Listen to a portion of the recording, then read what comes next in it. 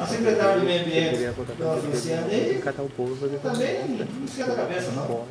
Ela, por ela, o que não quer saber? Não mora aqui, né? É de Riversul, veio pra cá.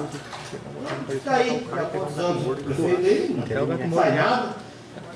Já foi, ela falou junto com o Ministério Público, o promotor que iria terminar lá a piscina e nada.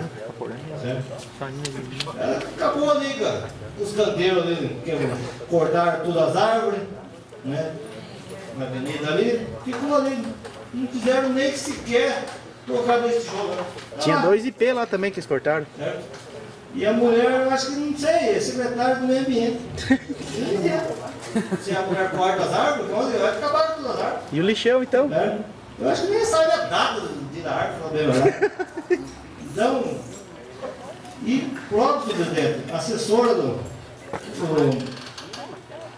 secretário do Meio Ambiente do Estado de São Paulo, falou que eles perderam o prazo num caminhão captador de lixo.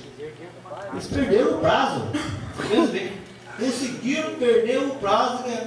Daí quebra o caminhão aí do lixo, daí tem que ser o cação. Então, simplesmente, por exemplo, perderam o prazo, nem para sequer dar a documentação lá. Já filmou, já fez aí, cara. Tem que filmar, vai ter que filmar. Sendo que Coronel Macedo, Timurias, mais duas Fartura, Saguaí. Receberam esse caminhão, que era a mesma emenda aqui de Itaporanga, Eles perderam o prazo. perderam o prazo. Então você vê como é que é coisa. Eu não sei. Agora, prefeito, tá bom, mas bom de que maneira? É isso que fala lá, porque eles ganham os 3,5 por mês. Chova, faça sol, para eles, né? O povo não cobra deles, tem que cobrar deles também. Se tiver receber alguma coisa, vai na promotoria pública.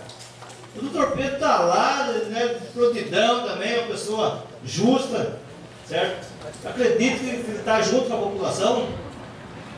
Então, vamos cobrar mais do seu prefeito, sim.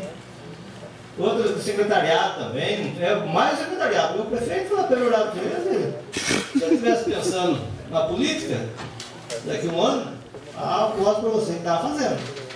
Mas não é candidato para nada. E vai deixar aí o barco aí. Agora, quer afundar junto? O leão da hora, porque senão, daqui a pouco, vai afundar o barco.